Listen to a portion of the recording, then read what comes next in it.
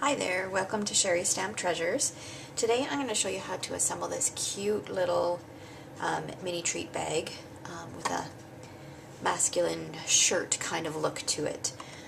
This was inspired, actually it was cased pretty much, from Kim Sinclair. She did a demonstration at Becky Roberts. It's his Inking Idaho on the Road event a few weeks ago, and I absolutely loved it, so I needed to do it as a bonus project for one of my recent classes. So I'm going to show you how quick and easy it is to put together. Alright, so let's go ahead and get started. First of all, it's actually made using Stampin' Up's mini treat bag thinlits dies. This die actually comes with a ton of stuff. I'll show you what you get. So in that package, which is $48.95 Canadian, you get all of these pieces.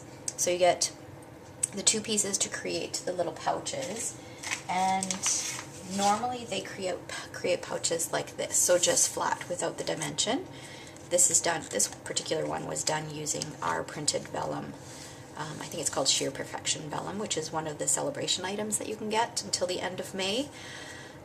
So super, super cute. It adds this decorative edge on the top, just really, really cute. So normally you would use one of these and create a little pouch like this, which fits note cards perfectly, to give you an idea of the size. All right. However, for today's project, to create the gusseted bag, we are going to cut out two of this particular shape. Okay. So let's go ahead and get started. So I've used my Big Shot and cut it just out of some scrap cardstock to just show you what it looks like and give you a few dimensions here. Okay, so we've got two of these exactly as is, and then what I did was I went and I scored it from this side.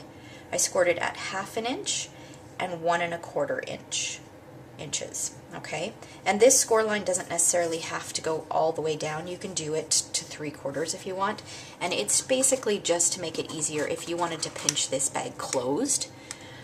So it just allows a little bit of a flexible gusset.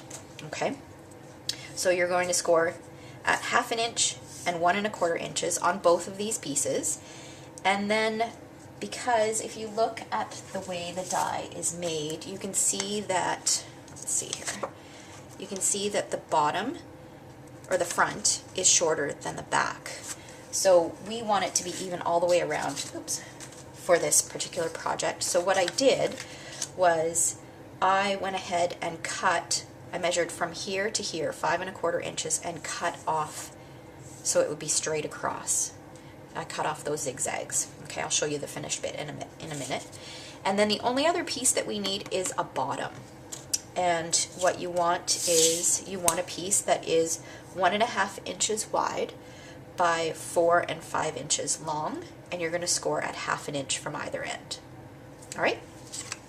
Okay, so let's go ahead and get started. Here are my pieces. I've used our wonderful craft cardstock. So these are the pieces that show you how it's all cut and scored, and then also I've added sticky strip to the base of them, or to the folded bits. So these bits are going to be folded in like this. Okay, you'll do the same for here, and then the same for here, and then sticky strip on all of those pieces. All right, so let's go ahead and get started on assembling. So now I'm going to peel off sticky strip here and line this piece up, and then I'll peel off this piece here and position this in here like that. Okay, and then peel off this piece here.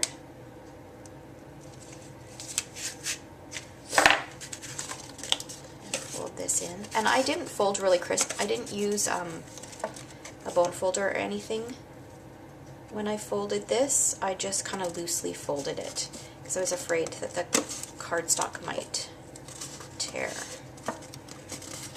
Okay, so that in there, and then we'll do this piece.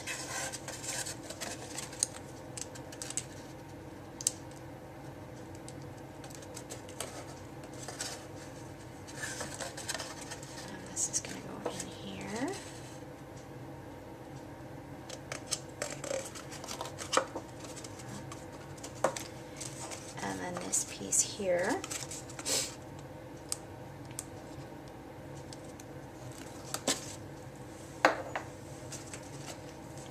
And you want to tuck this flap in like this. And sorry, it's a little finicky to put together, and especially because you're doing it on video. Okay, there we go. So tuck that flap in, line that up with the sides, and there you go. So you could leave the base like that. You don't necessarily need to peel that back, but inside what you can do is you can fold this flap, make a crisper fold so that you can get at the adhesive and peel off the sticky strip backing and then just stick it down. I'm not going to do that right now because it is a little bit finicky, and I will take care of that afterwards. I'm going to show you how to put the rest of the box together right now. All right, so I've got another little piece of the craft cardstock, which measures 1.5 by 1.5 inches by 1 3/8, and I'm just going to put a little bit of Tombow around.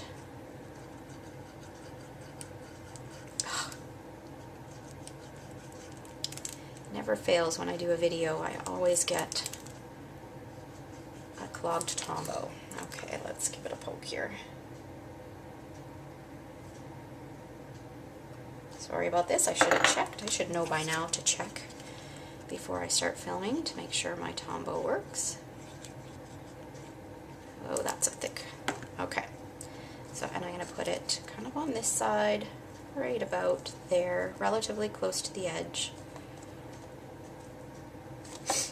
And then I'm going to tuck just a tiny little piece of our typeset DSP. I'm just going to put just a touch of adhesive behind there and kind of tuck that in the pocket like so, so it looks like a hanky sticking out. I'll go back with an adhesive eraser when that dries and fix that up. Alright, and then what I've done is I've took a 12-inch piece of our black chevron ribbon and tied the ribbon like a tie, like a men's tie, and flagged the ends to a point. And now I'm just going to use mini glue dots to stick the two, the front and the back, together. You can also trim off the back if you wanted. And now I'm going to stick that on there like that. I have a little bit excess here, so I'm going to fold that back, use a mini glue dot to stick it down, just so it's not too long. Okay, you could also use sticky strip to do this if you wanted. So I'm going to pop that on there like that. Okay, and use another mini glue dot to just kind of stick this down so it doesn't flap. Hopefully that's straight. All right, so we've got that, and then I've got two more pieces of our typeset DSP. These ones are 2 by 1.5 inches, and what I'm going to do is just kind of position it how I want it. Just add a little bit of Tombow, just like that. Go like that. And then do the same over here. Try to make sure that the points are even and the angle is relatively even as well.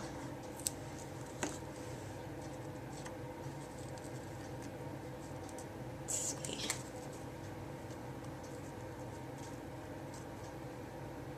Looks about right.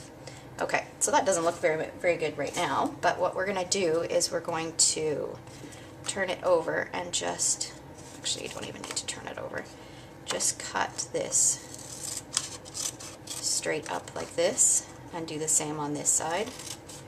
Don't worry about whether or not it's straight. And then these are just going to get folded down in like that.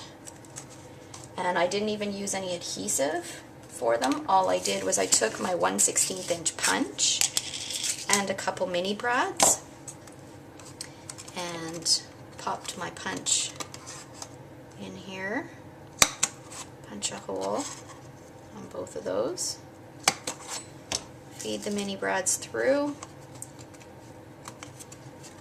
And separate the backs, and then you are pretty much done. Kim, when she did hers, she had the cutest little flower with a washi tape center on poking out of the pocket, which was really cute, but I decided not to add that to mine. So, I mean, it goes together really, really quick and easy. And the sizing, to give you an idea, remember I said how it fits note cards perfectly? The class I did on the weekend, it was the Guy Green class, and we did 6 little mini note cards. We did these ones here, and 2 of each, and they fit along with the envelopes perfectly in there. But wouldn't this be cute with some black tissue paper with a little gift card tucked inside for Father's Day or a masculine birthday?